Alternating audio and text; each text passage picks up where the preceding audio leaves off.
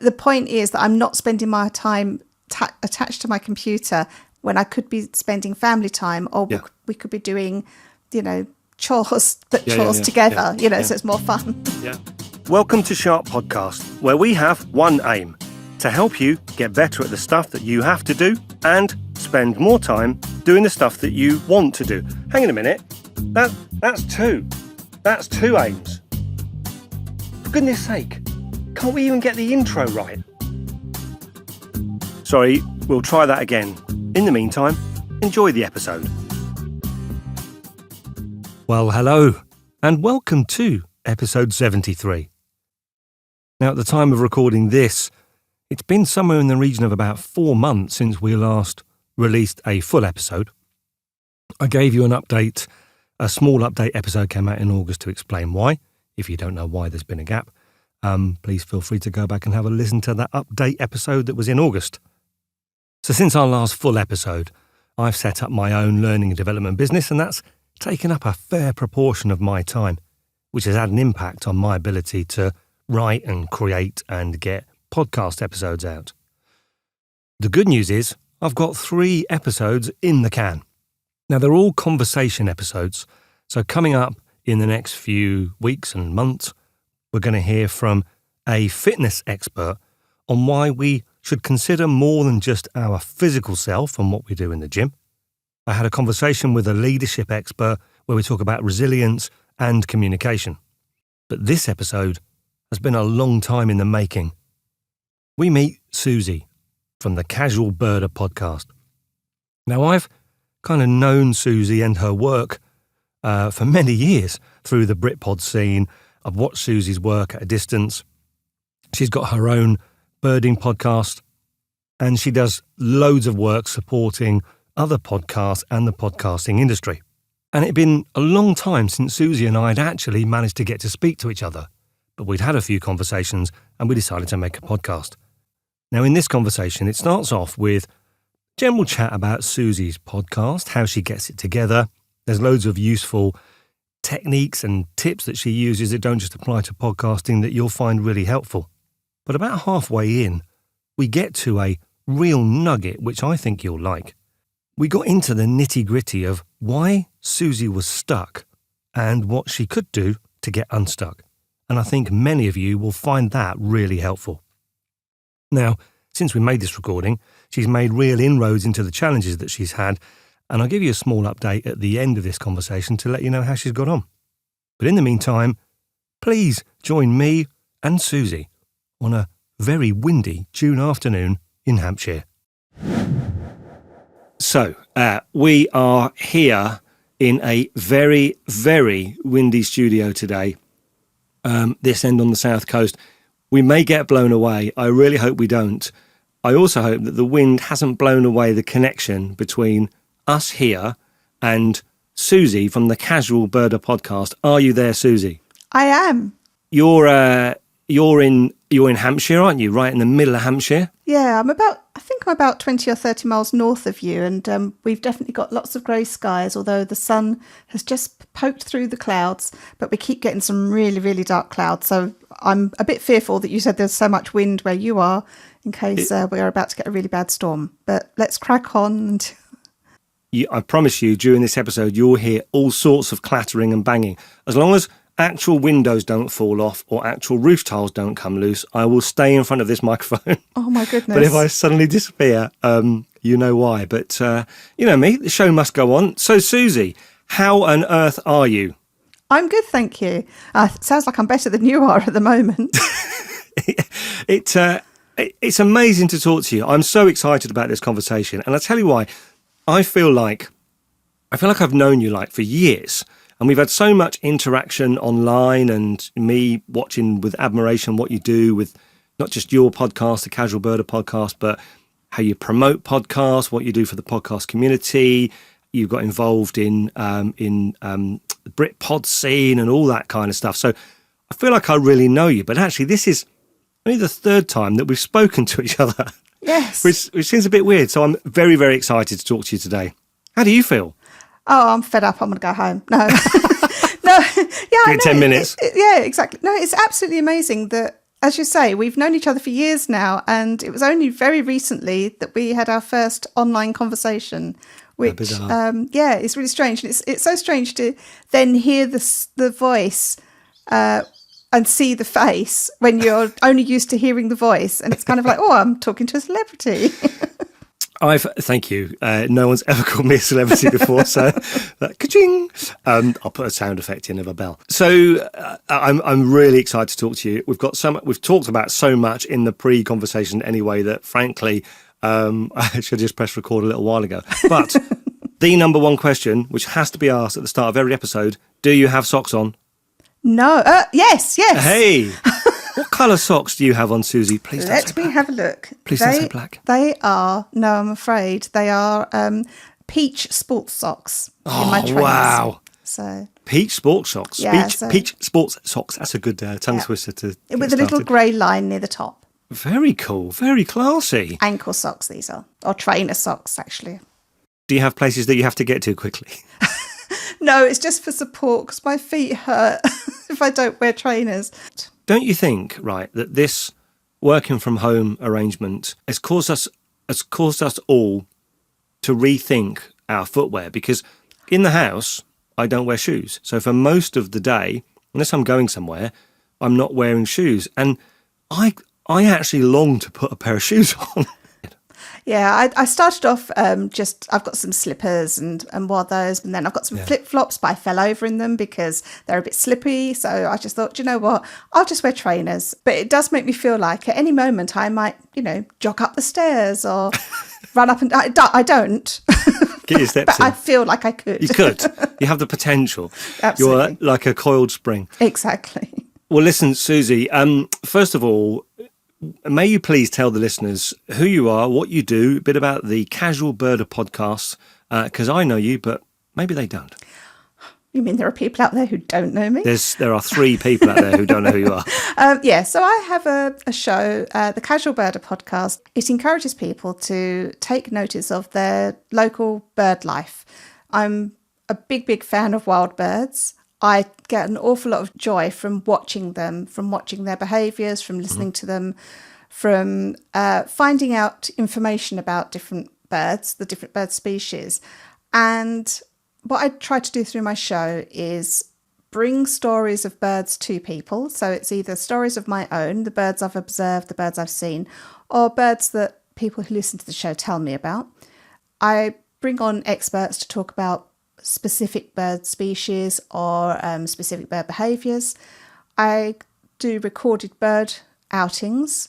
I'm trying to manage my terminology. I used to call them bird walks, but I'm trying to be more inclusive in my terminology. So I've now changed it to bird outings. Mm-hmm. And I have audio diaries about the birds that I see. So I've been lucky enough to travel, and I've got quite a few recordings from the various places I've been to. And I don't always know what I'm seeing. I call myself the casual birder because while I absolutely love birds and they form a big part of my life, I'm in no way an expert. I'm learning all the time. And what I'd like to do is bring people along with me, help them see the joy in bird life. And then hopefully they'll leave me behind as they either become experts or they become more interested in conservation. And I'm kind of like a springboard for them to set them on a path of joy with nature.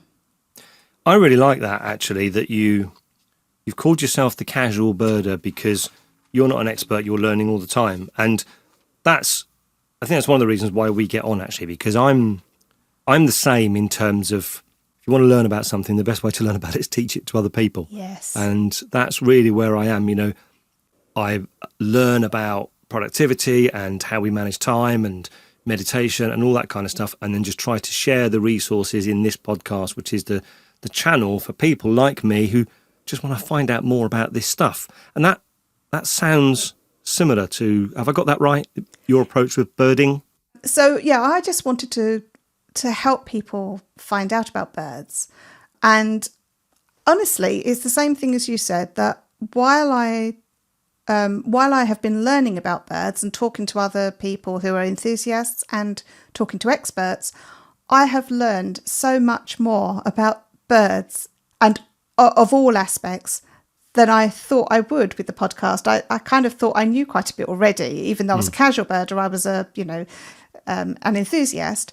But I've come to realise over the time that I've had the show that, and that's been about 4 years now. I just recently produced my 100th episode.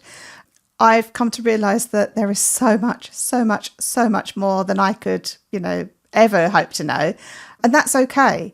I've gone through times where I've thought I really need to, take some courses and learn more so I'm bringing more value to people. But actually, there's no real need for me to be an expert. I don't have to be the expert because I can learn along with people listening from the experts, people that have spent years in their subject matter. But the whole range of people that I've come across through my show has really broadened my understanding of the natural world. Wow. And it sounds to me from what you're saying, there isn't actually a destination in terms of knowledge of any subject, really, including knowledge of birds, that it's more about learning on the journey as opposed to arriving as an expert at the other end. Is that fair? That's a really good way to put it. And one of my key points is to enjoy the journey. So to take time on that journey, if we're going to use that metaphor, to actually stop and listen and look and not rush on to the next. So, as a more sort of obvious analogy is that I'm not a twitcher. What's a twitcher? Someone who is very, very keen on building their list of seen birds, and they will travel around quite long distances. If a rarity turns up, they'll be off to Shetland or down to the Scilly Isles or over to Norfolk to see that bird. And, they may travel hundreds of miles in a weekend just to have been able to see a bird. And I appreciate the competitiveness and the excitement of seeing new birds, but it's just not my style of birding at all. Okay. And honestly, I'm grateful for that, because during the last year, when we've been so isolated and kept to our own localities, it's meant that I've been able to get a lot of joy from watching my local birds. And even though those local birds may be the same blackbird, the same robin, the same house sparrow, I can see differences each day in things that happen. I can watch their journey through the seasons. I can watch how they interact with each other. I can see the changes. And that has been really, really rewarding. That it's kind of like finding simple joys in what we see around us.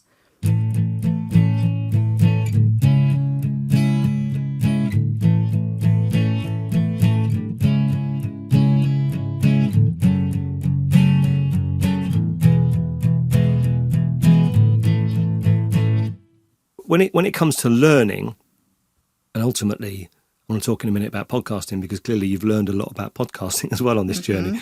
When it comes to learning, I do think it's useful for us to think about the benefit of learning whatever the subject is, whether it's birding, podcasting, productivity, whatever it is, learning it for the subject's sake. And Dan Harris has got one of my favourite book titles, 10% Happier.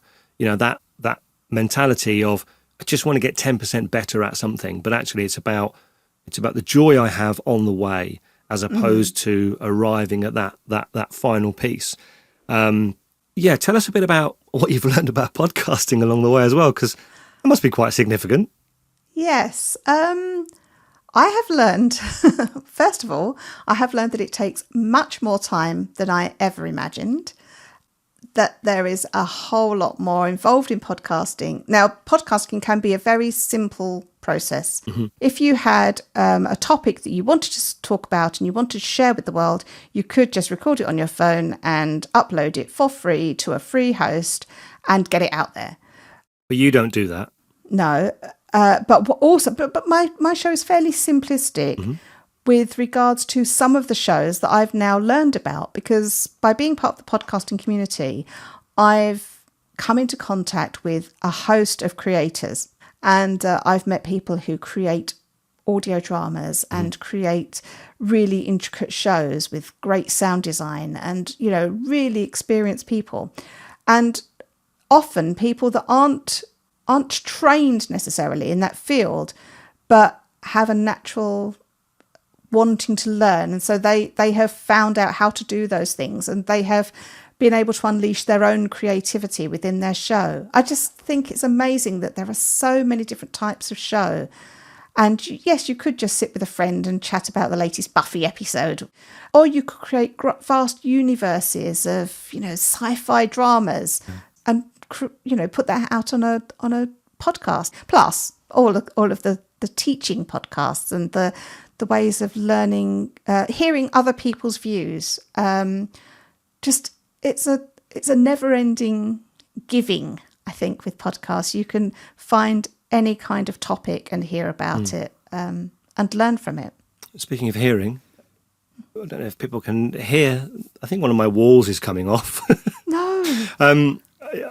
I'm slightly exaggerating, but perhaps not far off. But I just worry because I know there was a tornado recently in East London. Was it? Oh, okay. Yeah, whenever I know there's a big storm, it's like, please don't let there be anything that active. We'll get through it together, Suzy.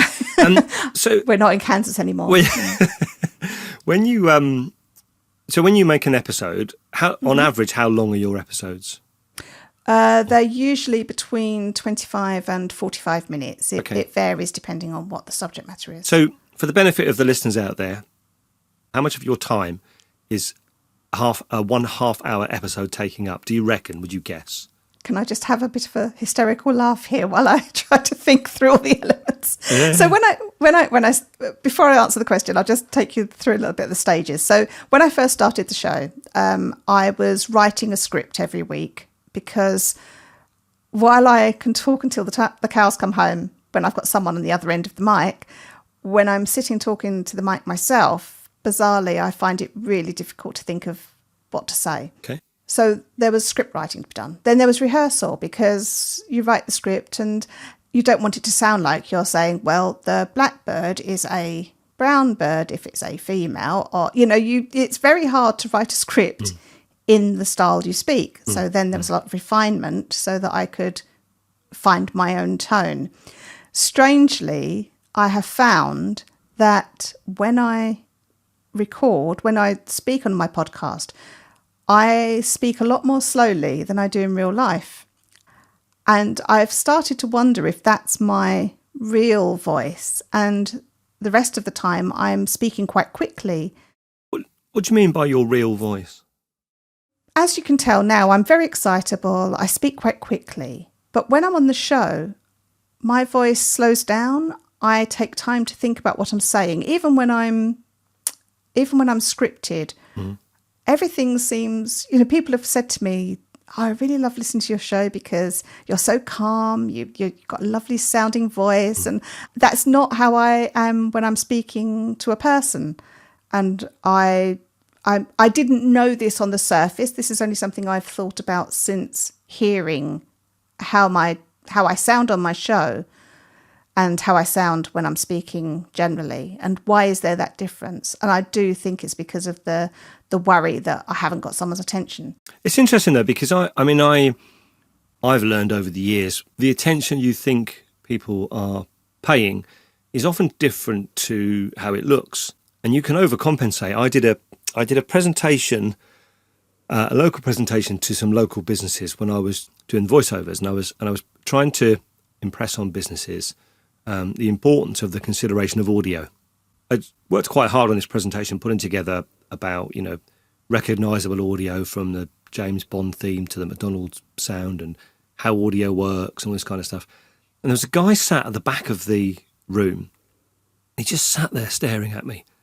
Didn't join in because my presentations tend to be quite interactive. Didn't join in, didn't say anything, just sat there staring. And for the whole of the presentation, I was convinced at some point he was just going to get up and walk out. Totally disinterested, totally, just like staring into space. I had the opportunity to talk to some of the business people afterwards.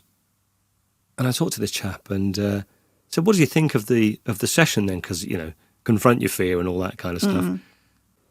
He said it was absolutely fascinating. He said, I'm a photographer and I do a podcast. And I was really interested in what you were saying. And I've learned loads.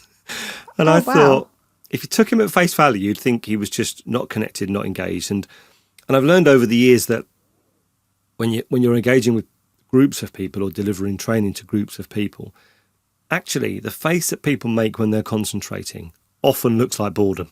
And you can easily confuse the two.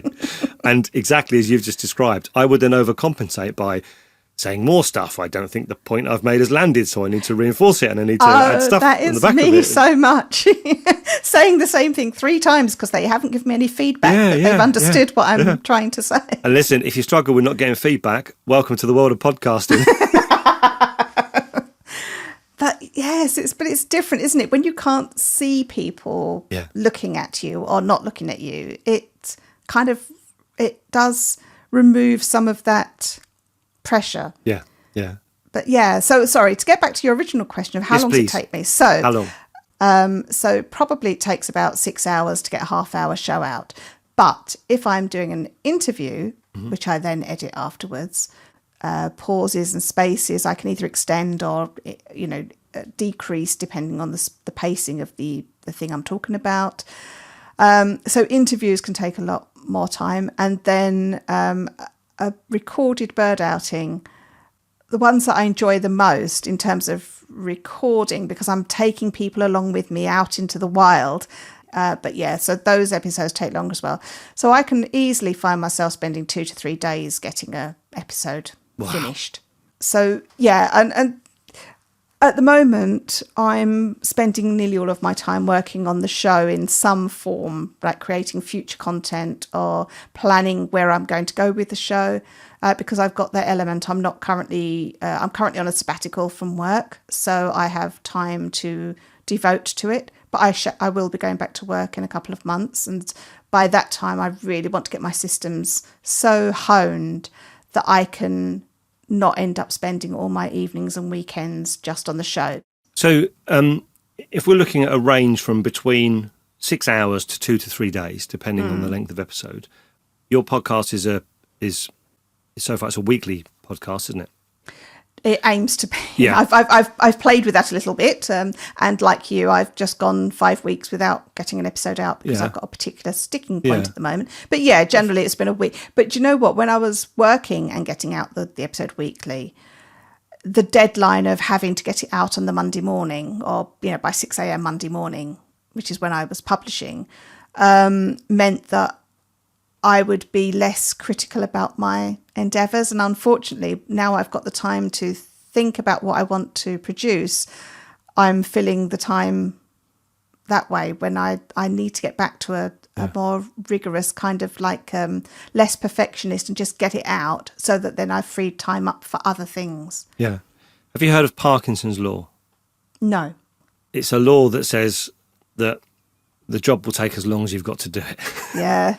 And I think it's really interesting what you say there about the fact that when you had a deadline and you were combining, because I was going to go on to ask you actually, when you go back to work, if you're spending 2 to 3 days a week working on the podcast, plus you've got a job, plus you've got a life, plus presumably there is some birding stuff you do that isn't to do with the podcast, then actually if you add all that stuff together, how on earth do you make it fit? And I find it really interesting that if you're on a sabbatical and things are taking longer, if there's a connection between your so I was going to say productivity. I hate the word productivity, and I think I've done a whole episode on why we hate the word productivity, but people know what we mean when we say productivity. So there's a balance in your productivity, how many episodes you get out, how much you actually produce, and the time you've got allotted to get it into, which we might come back to.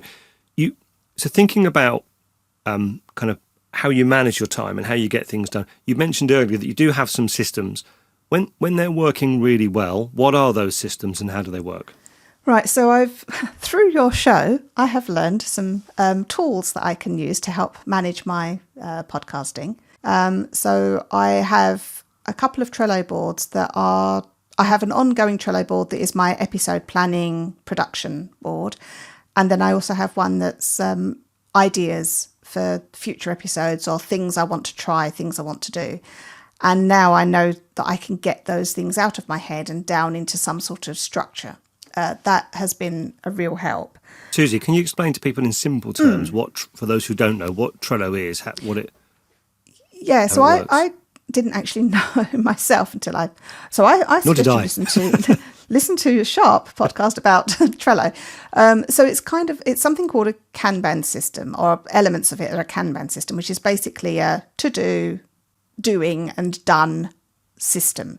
So you have like a series of cards, and if you imagine it being like index cards you might have, where you write down on some index cards the things you want to do, and then you can move them to a new pile as you're doing them, and then move them to a new pile once they're done. Mm-hmm. It's been a really great way of creating a process for my episode structures.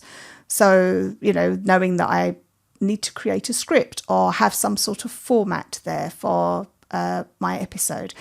You'll have to stop me and keep asking me to come back, because I'll start from this nugget and then all these arms of different ideas go out. So don't worry, I'll chop your arms off. Thank you.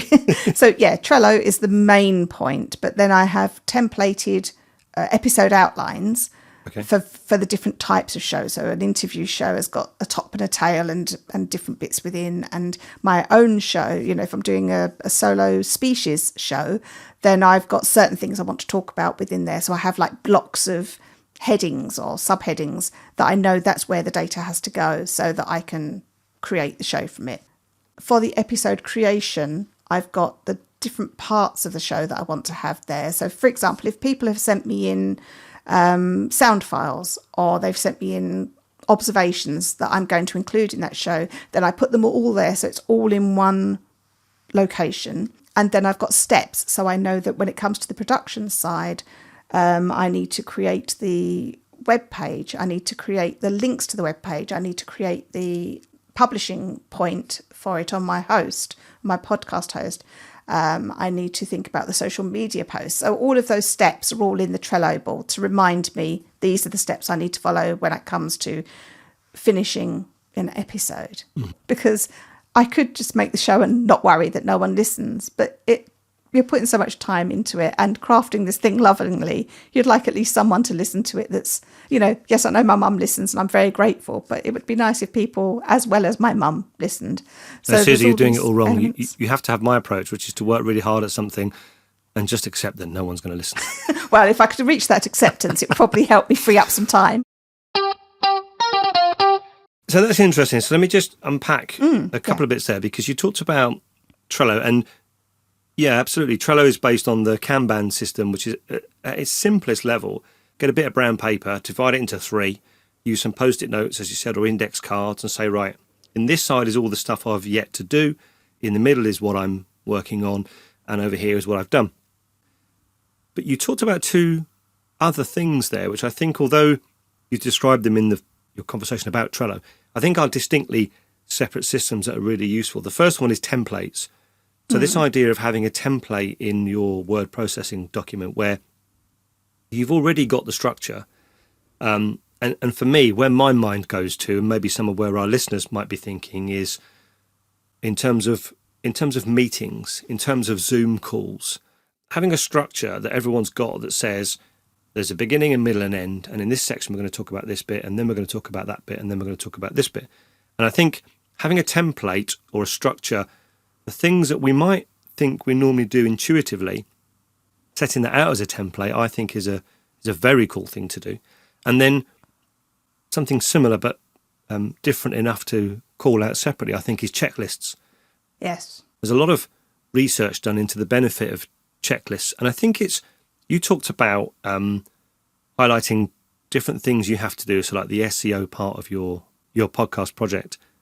And in and of itself, that individual thing is a very simple thing. In isolation, it's not very complicated. And actually, many of us will say, that's so straightforward.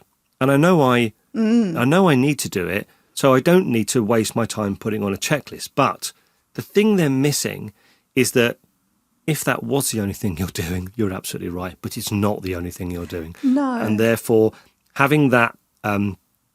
I'm doing a weird thing with my hands at the moment. I hope everyone can imagine.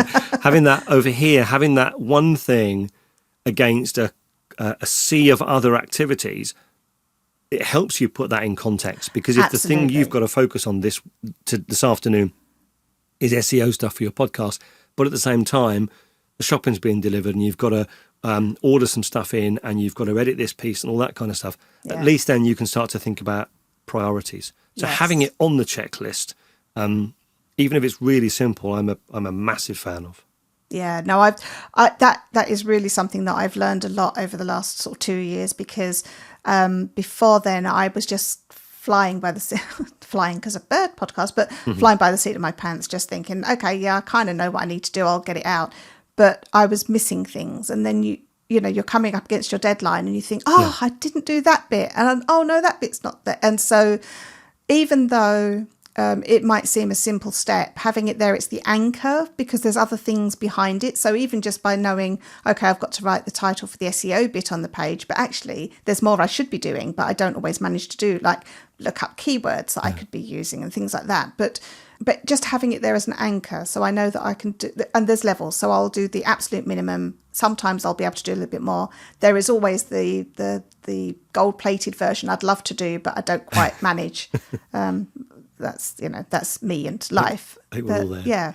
But yeah, the checklists, I have a variety of checklists, and again, I use it within Trello because it was easier for me to keep everything in that one space. Right. So there are checklists within the episode cards that remind me of the stages, things like, where the promotional bits go and that. But there's also the type of checklist with the episodes where I've got pieces of content that I want to add. There are checklists to remind me, because I don't always do the episode immediately that the piece of item comes in. So someone might give me a piece of information or send me a sound file and say, I've heard this bird in my garden, but that might not be something that I'm dealing with immediately. So I'll put it into that checklist so that when I come to do that episode, I remember that I did have that other piece of information to include. Yeah.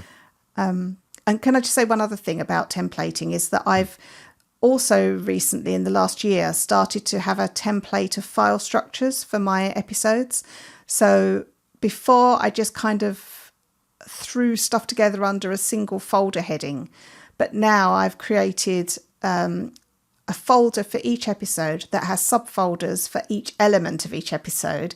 So like I've got my raw audio, my edited audio, my final audio. I've got my promo assets, and I've got my photographs that I might want to add, which also might go into a blog post when I finally get around to writing those. But they're all tied to that one episode. And then I've got the 6 items within my file structure. But I've then got that templated structure. So each time I start a new episode, I recopy that structure, because then the files go into those selected elements. Yeah. And that has been really, really helpful to me, especially for going back if I need to find something again.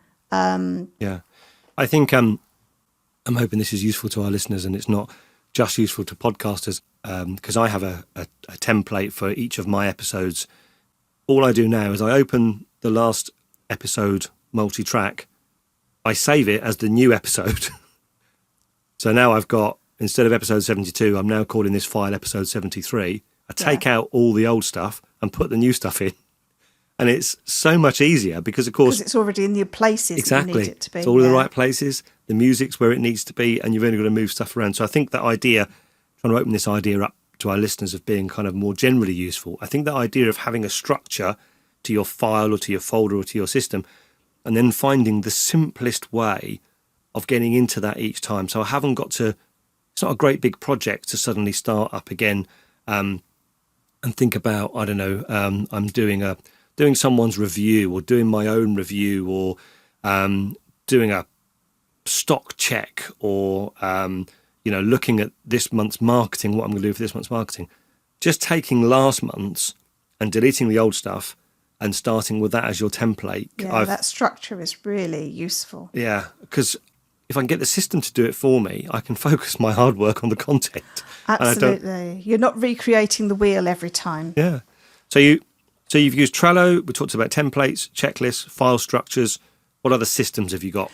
You've mentioned, I did start to use Todoist because outside of my podcasting, there are things, I have a disordered mind, I think. I'm always having ideas, always having... things I want to do, and there are so many things I want to do. Yeah. The priority, we'll come back to the prioritising thing because that's a major hiccup with me, major challenge for me.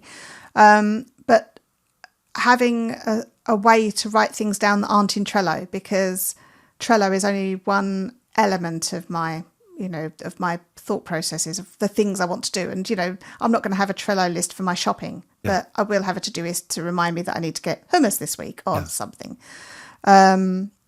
So I did start using that fairly regularly. I've gone off that a little bit at the moment, partly because I'm trying very hard to create while I'm not in a formal office environment, I'm trying to create a more business-like approach in that I want to have boundaries to my day, and I'm not managing that bit very well. So I've recently got a sort of diary, a kind of work diary, that helps you to sort of review what you're going to do for the week ahead, and then or plan for what you're going to do for the week ahead, set out the sessions that you're going to work on, and then review at the end of the week. But it also has like to do bits in it as well. So that's I've started using that. When things go well, it's all the systems work really, really well. I only seem to make it go well about 20% of the time, and 80% of the time I go off the tracks. Okay. So that's the thing I'm trying to pull myself, work out why is that? Why does that happen?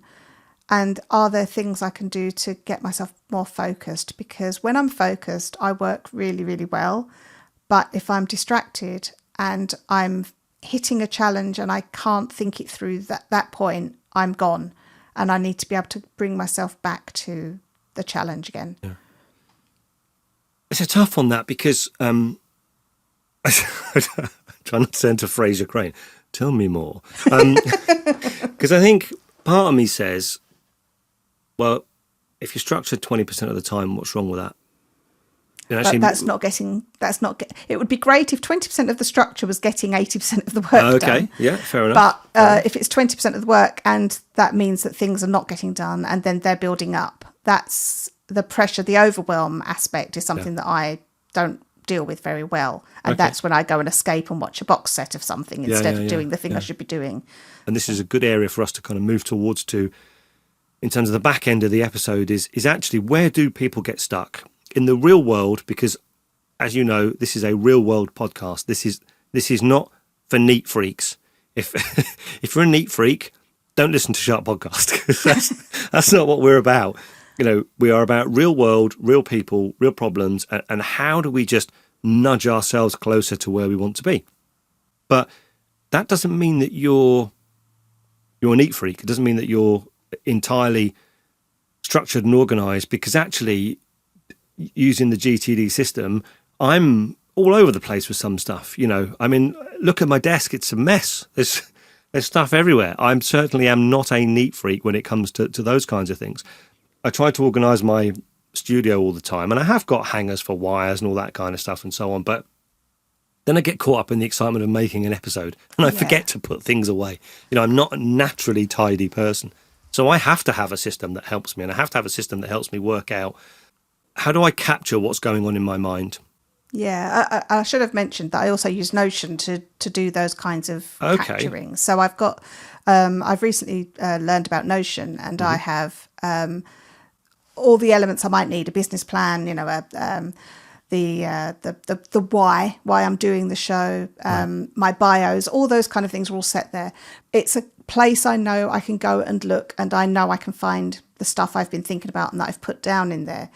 Where I struggle, and maybe we can spend a little bit of time talking about that bit, is the prioritising. Mm-hmm. And I really struggle with, I've got, all these wonderful ideas, and I'm lucky enough to have time to be able to do some of these things. But it's the urgency versus the importance that I really, really struggle with. And having that weekly podcast coming out and a deadline of getting it finished by Sunday night, or maybe very early hours of Monday morning, that's the deadline. And so things just get done because they have to be. That's when I'm on the proper sequence.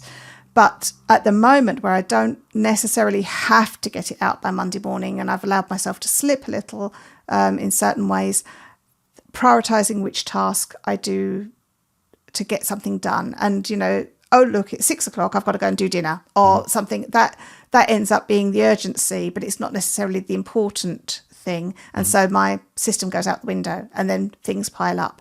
So I think I'm good at capturing the ideas. I'm less good at working out, well, which idea is the thing I should be working on next for the bigger picture plan.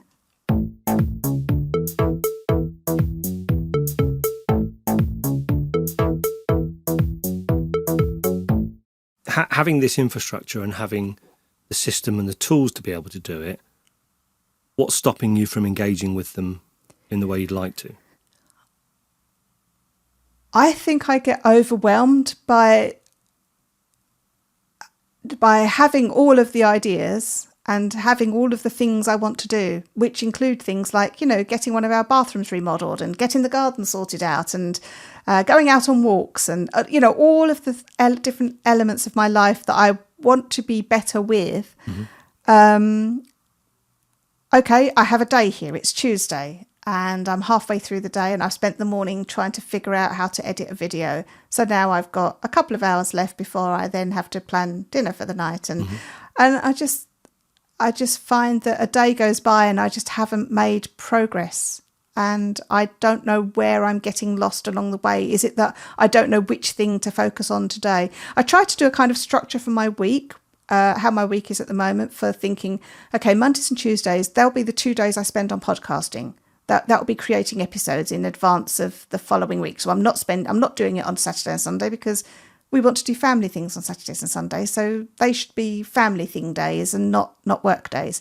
So let's use Monday and Tuesday to get the podcast done. And then Wednesday I can do some other kind of creativity. Thursday I could go out on a walk somewhere. And Friday I could spend doing chores.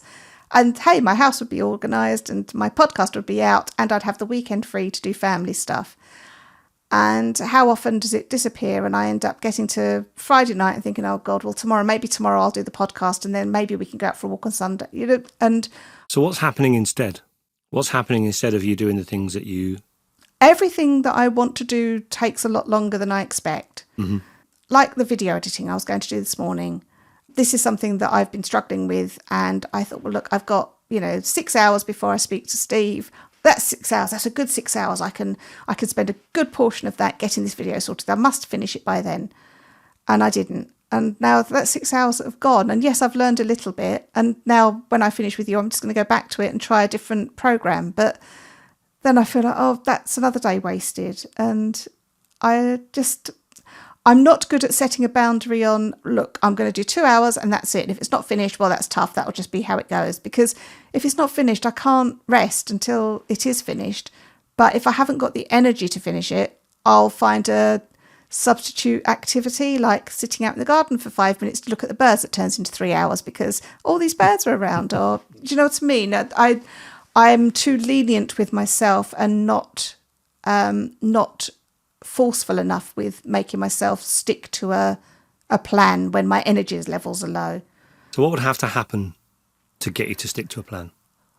I think I'm very good at working on directed work between, sort of 8 o'clock and 2 o'clock each day. So I've been trying to do my thinking time and my things that need stuff in that portion of the day. Right. Because as soon as I've had lunch, I then drift and then I'm, have a potter in the garden and I'll come back after I've been refreshed. But, oh, look, I was out there for an hour, so now I'm an hour behind. Oh, but, I need to think about getting dinner started. So actually I'll put this off till tomorrow. Or I'll work tonight until 11 o'clock when I'm tired and not really in it. I don't know. Am I asking myself to do too many things? And this sounds so weak because... there are people holding down 3 jobs and running a family. And I think, well, and I'm constantly comparing myself to how I think other people are managing their lives and how I'm not managing mine. And that adds to the weight of not getting the priority thing sorted out. You're not weak. Those external motivators have gone away. Your intrinsic motivation is not driving you to change your behaviour. So it feels to me like trying to get an understanding of, okay, so what would motivate you? What would have to happen in order for you to take that 8 till 2 period and actually be super focused and maybe achieve that 2 days a week? The one thing to me that seems to have changed is your deadline has become flexible. Now, your listeners don't have any different expectations. They're the same people. Absolutely. And they've told me, they're upset when the show doesn't turn up, which, then adds the guilt. But yes. But maybe it's not guilt. Maybe it's just a recognition that the measure of success is having happy listeners, which we all strive for. The reality is we ain't going to keep everybody happy all the time. But if we can do enough of the good stuff to keep a reasonable proportion of them happy, then that's probably somewhere realistic to head for. You've somehow found, so far, 1 hour, 9 minutes and 13 seconds in your day to talk to me. So, but that's because I like talking to you. And we're talking about podcasts and productivity, so it's like important to me. But so how could you start to like doing the other things that you're... Oh, and don't get me wrong, it's not that I don't like doing them. I love doing all the elements. So it's where I get frustrated is where my abilities don't match my expectations of what I think I can do. Okay. I absolutely work much better in terms of getting stuff done when I have a very hard deadline. Yeah. I can see I can predict the future. I'll be going in the same circle. No, far from it. In 9 weeks' time, you're going back to work. Yes. So you do have a deadline. Yes. And actually, if you imagine a world where you're back at work, you've got the episodes going out regularly, whatever that looks like. Yeah. You've got chunks of time in your life devoted to working on your craft of creating the podcast. And those chunks of time are set aside and they're parked and they're in the calendar and they're blocked off and they're coloured in, and that the activity happens in those time. And no matter what the outcome is in the end, those chunks of time have rings of fire around them. Mm-hmm. Nothing else will stop you from achieving those, having those periods of time. And at the same time, what you do in that time will not bleed out of the edges. So Lisa and I went through a phase where when I was doing the podcast, like you, over at a weekend and in my own time, we had a bit of a challenge. And actually, it came down to my crap communication. By the way, I'm not suggesting that this is an issue for you. This was just an issue for us. I was on a Saturday morning. I was sitting down and I'd start editing, and it would go wrong, and something wasn't like it should be, and it would take forever, and so on. And then about sort of mid-afternoon, I'd go downstairs to get a cup of tea or some lunch, and Lisa's either gone out or she's downstairs. She's clearly not very happy. And I'd be like, what's the matter? She said, well, are we going to do anything this weekend? I said, well, yeah, we are, but, I've had a problem with the editing this morning, and it's taking forever, and I've really got to get this done because it's got to be out by Monday. So I'd resigned myself to the fact that I'd end up spending the whole day doing the edit. Lisa would go off and do something else. And at the time, in my mind, the issue was, why don't you, Lisa, understand how much work is involved in creating this podcast? And why don't you just get that these things take a long time? What was missing was we hadn't actually had the conversation about it. And what I ended up doing is saying, look, when I make an episode, there's half a day on a Saturday. And is it reasonable on alternate weekends for me to spend half a day working on an episode? And then at 12 o'clock dead, I'll stop that and I'll come and do whatever. No matter where I am, no matter how I've progressed, I'll stop that and I'll do it. And what I found was that by putting the artificial deadline in place and being accountable to someone else, because it wasn't just, it's 12 o'clock, but really it's 1 o'clock or 2 o'clock. At 12 o'clock, I had to leave this studio and I have to present myself to go out or do whatever we have to do. So it is a proper deadline. Having that deadline in place, accountable to someone else, I got so much done in those 3 hours compared to before when I was just, it was, I felt like it was known that this is going to take a while and it takes as long as it takes. So it sounds to me like having a deadline, however you create it, is going to work for you. And you've got that 9-week deadline coming.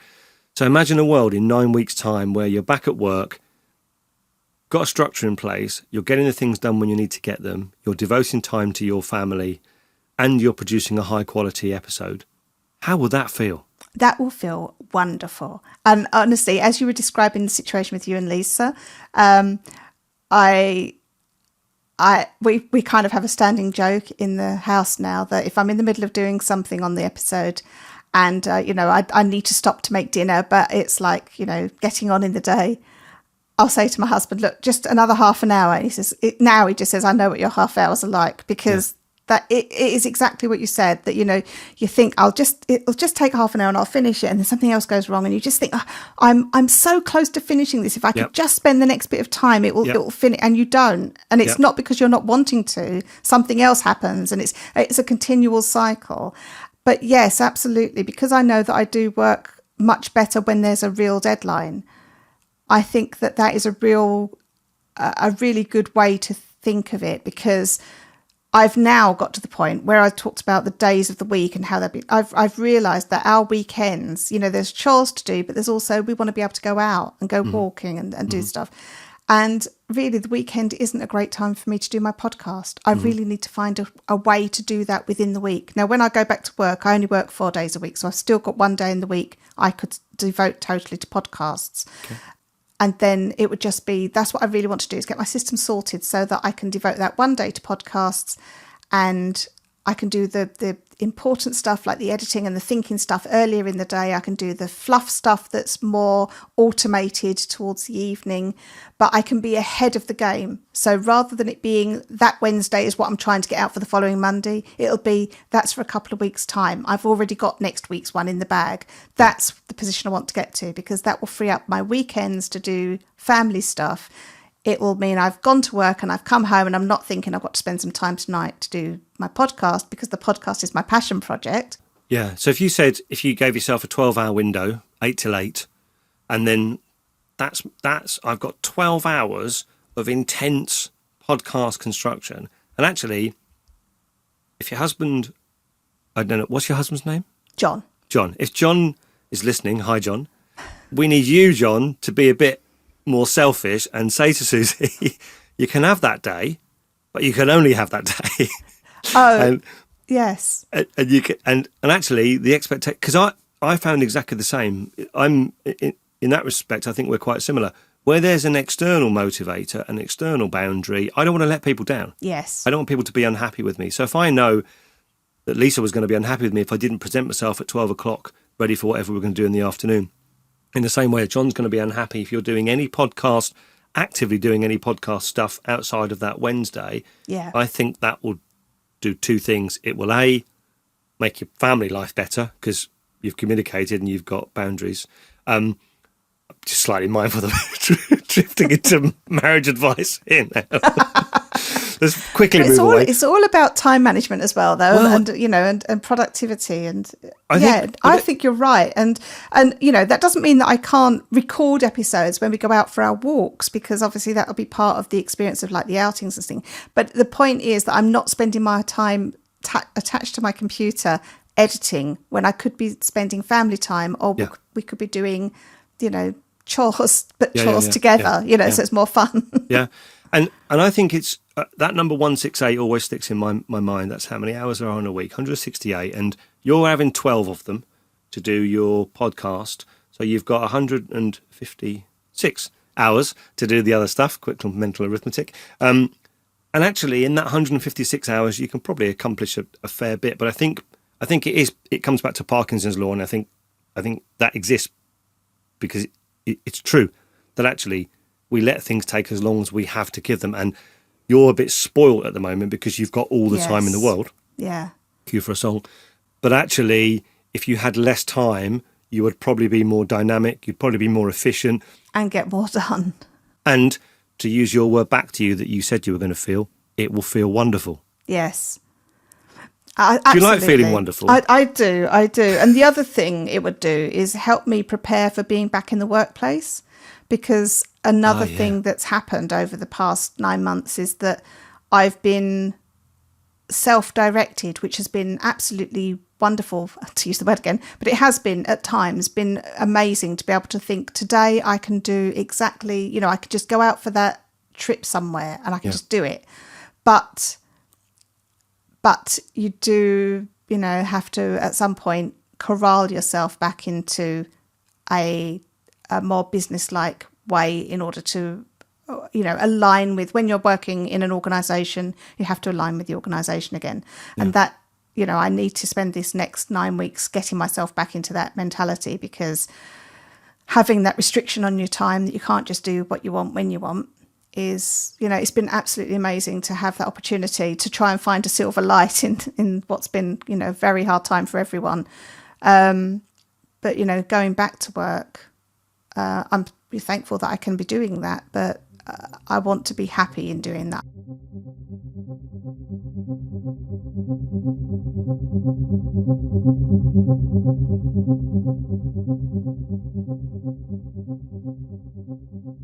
I think this is a good place for us to start heading to a conclusion. You talked about business-like, and I think I've talked about this in episodes before. In fact, the chap I spoke with last week, we talked about this as well. Our weekly planner, and you've talked about your weekly review as well, our weekly planner we have at home is so important, because Lisa and I are both busy. She's away 2 or 3 days a week sometimes.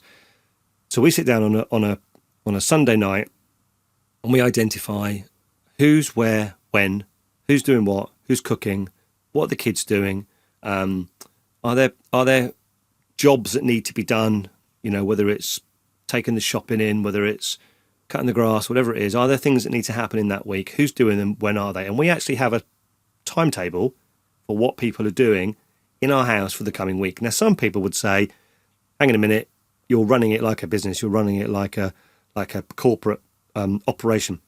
But I promise you, that has created so much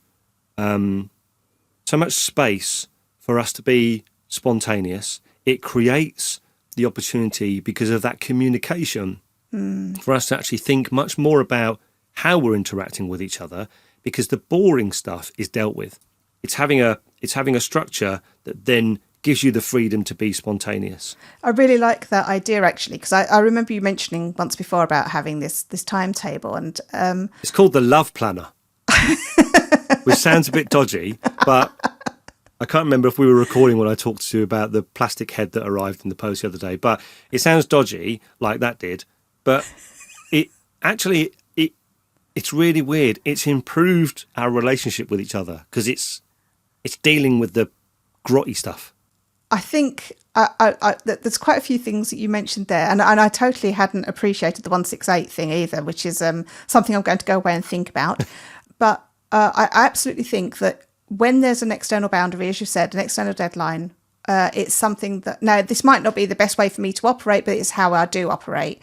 And for the moment, it's probably best for me to work with what works naturally for me before I make extra changes. But yes, to give myself an external deadline, if I've only got 3 hours on a Wednesday morning to do this task because I've agreed with my husband or whatever, this is when that thing will change and we'll now be doing, going out for the afternoon or something, then I think that's a really great way to force myself to only take 2 hours to do this task and 1 hour to do that task, and that's it for the morning.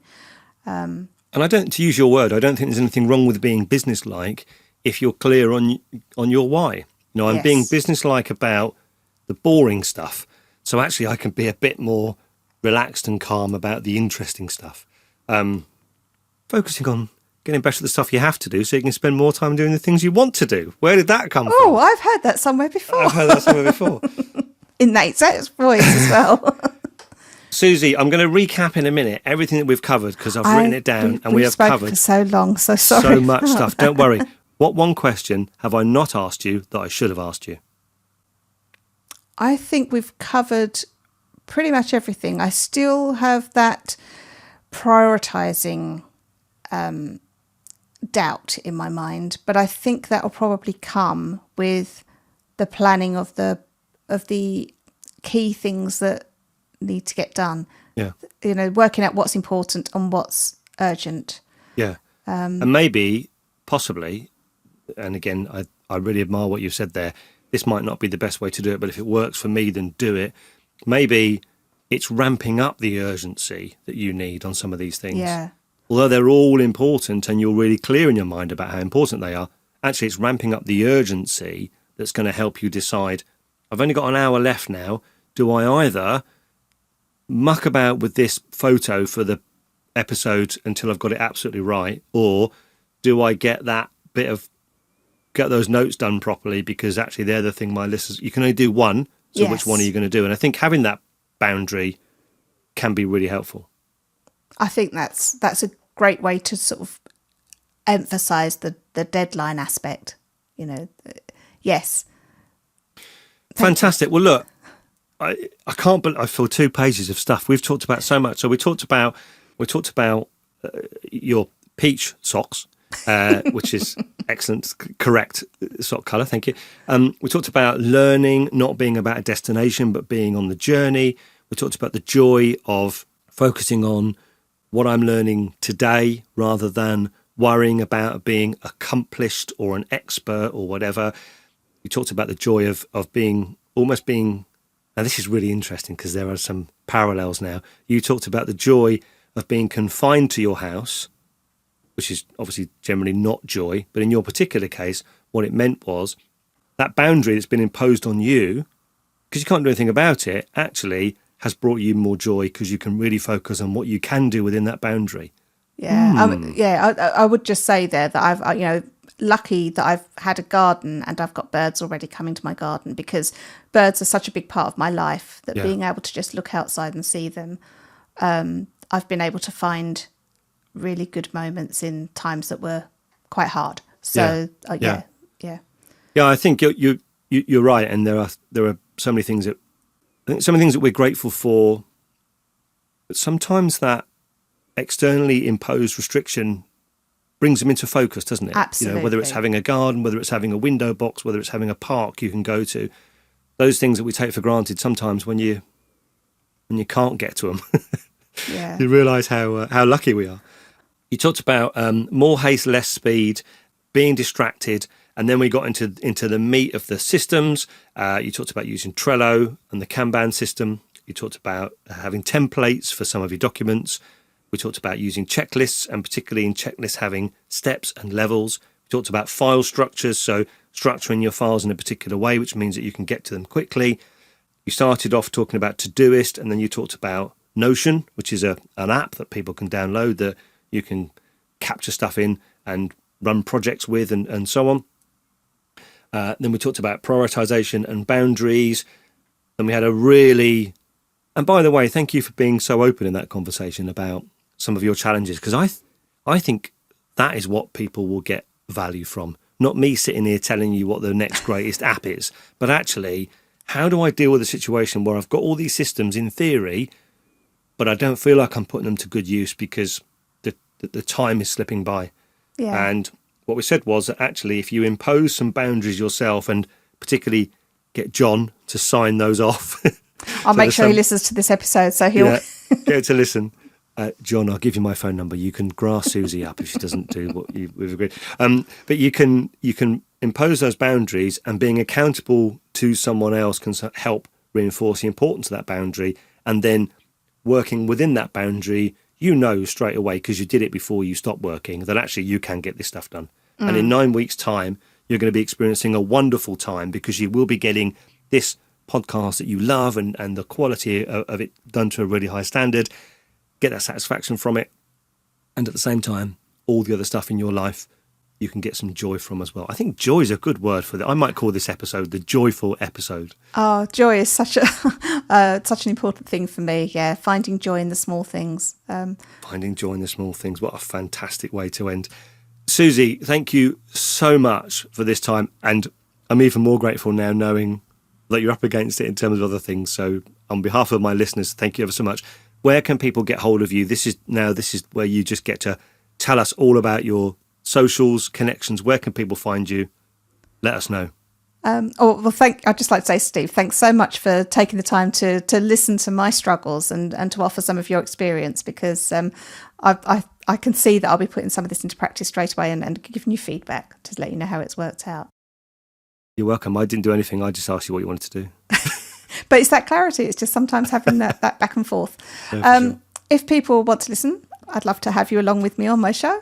You can find me on, wherever you listen to podcasts, but come over to the Casual Birder podcast website, which is casualbirder.com, and you'll find episodes there. You'll find ways to get in touch. I'm on Twitter and I'm on Instagram, and a couple of times a week I run either a quiz or I ask you to tell me about the birds you've seen, and just look out for those posts. And honestly, you don't have to be an expert. You can tell me you've just seen a brown bird in your garden, but if you found some joy in it, I want to hear about it. So listen along and tell me about them. What's your handle on Twitter and Instagram? It's on Twitter, it's at Casual Birder Pod, and on Instagram, it's at Casual Birder Podcast. But the links to all of those are on, if you just go to casualbirder.com, you'll find the links to all my socials there. Fab. And I'll put all the links in the show notes for this episode too. Thanks ever so much. I really hope now you get this conversation out of the way, you can get on with what you want to get on with the rest of the afternoon. And again, on behalf of my listeners, thank you for giving up your time, Suzy. It's fantastic. Oh, thank you. And I'm feeling quite motivated, actually. So I'm sure I shall really get some stuff done this afternoon now. Woohoo! Thanks very much. Take care. You. See you later. Bye-bye. Bye. Well, thank you, Suzy, for having a really full chat. I found it helpful. I know you found it helpful. We'll come back in a minute to why we know that. And I hope our listener found it helpful. Did you find it helpful? I hope you did. So we recorded that back in June. It's now September, and Suzy is back at work. And I've got a message here that says, to give an epilogue to the episode, I'm now back at work 3 days a week. And the hard boundary means that the structure has now been imposed from the outside. And Suzy goes on to say that she's going to have 2 weekdays working on her show, do all the stuff that she talked about in the episode in those 2 days, which then leaves the weekend free for her for family time and household stuff. She's going to ask John to listen to the episode. Hi, John. hope you've enjoyed it. And she thinks that the idea of having a weekly family time plan will work for both of them, because that then frees up time to be creative. John has a passion for photography and also allows them to make progress on their longer-term household plans as well. So, feels like we've achieved something there. Hopefully you've got something out of this. Coming back to the title, I think the idea of having a restriction, whether it's a deadline, whether it's a boundary, whether it's structure, to then free some time up to go and do the stuff you really want to do, the stuff you get joy from. I mean, it's in our strapline, isn't it? Getting better at the stuff you have to do so you can then spend more time doing the things you want to do. It's what we're all about. So what have we learned? There's no conflict between having a boundary and a structure and joy. Actually, they can help each other. I hope it's helped you. We've got another episode coming up in some time. I don't know how long it's going to be, but it is really good and you'll really enjoy it as well. So in the meantime, take care. Speak to you soon. See you later. Bye-bye. We hope that you enjoyed what you've just listened to. Have a look at the show notes for the episode. They're at sharppodcast.com, one word, 2 Ps. And there you'll see the links, resources that we used, and there's reminders there to help you get better at what we talked about. You know, making this podcast is a labour of love. And we genuinely do it for one reason, to help you. And we want to help as many people as we can, but to do that, we need your support. So now this is where you can help us. Firstly, you can help us in ways that don't cost you any money. You can share our episodes on social media. We're on Twitter, Instagram and Facebook. We are at Sharp Podcast, one word, 2 Ps. You could send a link to a friend or help them subscribe on their device. And another free way you can support is to give us a 5-star review on Apple Podcasts or your podcatcher app. And if you are in a position to contribute a small amount financially, you could buy me a coffee.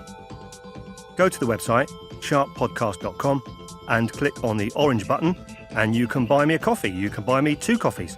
You can do it as a one-off, or you can do it regularly. It's up to you. If you can help, it will go some way to supporting the cost of the gear, the software, and the stuff that I invest in to help you. So next time you make a coffee or you buy one for a friend, don't forget your friend at Sharp Podcast. Thanks for your help. It's really appreciated. Bye-bye.